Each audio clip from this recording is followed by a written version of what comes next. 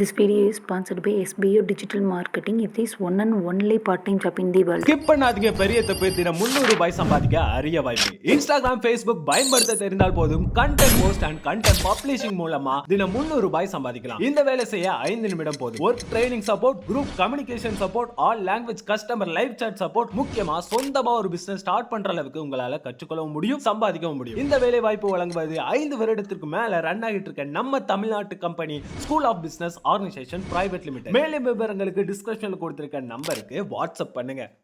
நம்ம இன்றைக்கி எதை பற்றி பார்க்க போகிறோம்னா, இயற்கையிலையும் எவ்வளோ ஆபத்துன்னு சொல்லி நான் நேற்று தாங்க தெரிஞ்சுக்கிட்டேன். என்னென்னு பார்த்தீங்கன்னா, இந்த சீத்தாப்பழ செடி இருக்குல்ல, இதில் நம்ம சீத்தாப்பழம் சாப்பிடும்போது அதில் அந்த விதை சீட்ஸ் எடுத்து வச்சுருவோம். அந்த சீட்ஸ் எதுக்காக யூஸ் ஆகுன்னா, மறுபடியும் செடி முளைக்கிறதுக்கு மட்டும் யூஸ் பண்ணுங்கள். தயவு செஞ்சு யாரும் இந்த குழந்தைங்க தலையில் ஸ்கூல் போகிற குழந்தைங்க தலையில் பேன் இருக்குன்னு சொல்லுவாங்க. அந்த பேனை போக வைக்கிறதுக்காக மெடிக்கலில் ஏன் கெமிக்கல் மருந்து வாங்கணும்னு சொல்லிட்டு இதை அரைச்சி பூசுங்க அப்படின்னு சொல்லி அப்போத்த பாட்டிமார்கள் எங்கிட்டே 2-3 பேர் சொல்லியிருக்காங்க, என் பொண்ணு தலையில் பெயின் இருக்குன்னு சொன்னப்போ. ஆனால் யாரும் அப்படி போடாதீங்க. ஆனால் அதில் பார்த்திங்கன்னா இவ்வளோ பெரிய பின்வழிகள் இருக்குதுன்னு எனக்கு தெரியவே தெரியாது. என்னென்னு பார்த்திங்கன்னா, இதோட விதைகள் என் பக்கத்து வீட்டு அக்கா அவங்க ரிலேட்டிவ் பார்க்க போனப்போ அவங்க சொல்லியிருக்காங்க, அவங்க பொண்ணுக்கு இதை அரைச்சி இந்த விதையை தலையில் அரைச்சி 1 மணி நேரம் தான் வச்சுருந்தாலாம். 1 மணி நேரம் வச்சுருந்ததும் அந்த 1 மணி நேரத்துக்கு அப்புறம் கொஞ்சம் நேரத்துக்கு அப்புறம் அந்த பொண்ணு குளிச்சுட்டு தூங்கி எழுந்திரிச்சிருக்கிறா. சுத்தமாக கண்ணு தெரிலைங்க. தயவு செஞ்சு யாருமே அவங்க சொல்கிறாங்க இவங்க சொல்கிறாங்கன்னு சொல்லி கெட்டதை தயவு செஞ்சு பண்ணாதீங்க.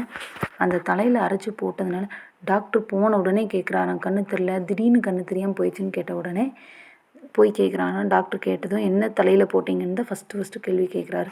சொன்னதும் இப்படி சீத்தாப்பழத்தோட விதையை தான் போட்டேங்க பெயினுக்காக அப்படின்னு சொன்னங்காட்டி அவர் அவ்வளோ இதாக திட்டுறாராம்மா.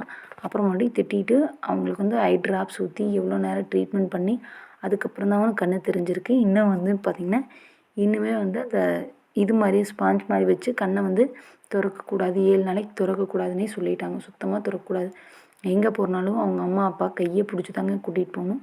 தயவு செஞ்சு யாருமே டாக்டரை கன்சல்ட் பண்ணாமல் எதுவுமே நாம் இயற்கை தானே நம்மளை என்ன பண்ணிடும் அப்படின்னு நினச்சி யாருமே பண்ணாதீங்க. பார்த்தீங்களா, கண்ணு தெரியலைன்னா நம்ம அந்த குழந்தைய என்ன சொல்கிறது? இந்த மாதிரி நிறையா இருக்குது. நாங்கள் பார்க்க போன ஃப்ரெண்ட்ஸ் பக்கத்தில் அவங்கள பார்க்கறக்கு இன்னொரு ரிலேட்டிவ் வந்திருக்குறாங்க. அவங்க சொன்னது பார்த்திங்கன்னா இதை விட பயங்கரமாக இருந்துச்சு. இதாவது இந்த பொண்ணுக்காவது கண்ணு தெரிஞ்சிருச்சு.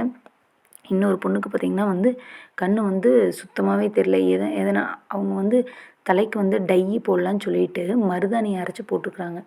மருதாணி அரைச்சி நைட்டு சரி போட்டால் ரொம்ப நம்ம கைக்கெல்லாம் இப்படி மருதாணி வைக்கிறப்போ ரொம்ப இதாக இருக்கும். நைட்டு காலையில் நல்லா செவந்துருன்னு சொல்லிட்டு நைட்டு வச்சு தூங்குற மாதிரி அவங்க தலைக்கு அரைச்சி நைட்டு போட்டுட்டு தலையை முடிஞ்சு அதுக்கு மேலே கவரையும் கட்டி தலகாணி ஆக்கூடன்னு தலையும் கட்டி படுத்துட்டாங்க. காலையில் எழுந்திரிச்சு பார்த்தா அவங்களுக்கு சுத்தமாகவே கண்ணு தெரியலைங்க. தயவு செஞ்சு யாருமே கேட்டோன்னே அவ்வளோ ஷாக்கு. யாருமே டை அதுன்னு சொல்லிட்டு நிறையா இயற்கை தான் சொல்லிட்டு மருதாணியும் அதிகமாக போடாதீங்க. லிமிட்டாக போட்டு ஒரு 5 மினிட்ஸில் இது பண்ணிடுங்க. தயவு செஞ்சு இயற்கையே அழகு தான். தயவு செஞ்சு யாரும் இப்படி போட்டு நம்ம கண்ணை இது பண்ணி அவங்களுக்கு என்ன கண்ணு தெரியுமா தெரியாதான்னு நம்ம ஈரோ டாக்டர்கிட்ட கேட்டதுக்கு அவர் இங்கே முடியாதுங்க அப்படின்ட்டாங்க.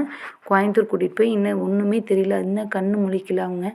பாவம் அவங்களுக்கு குழந்தையெல்லாம் இருக்குது. தயவு செஞ்சு யாருமே இப்படி பண்ணாதீங்க. நம்மளுக்கு கிடைக்கிறது இயற்கை தான் நம்பணும்.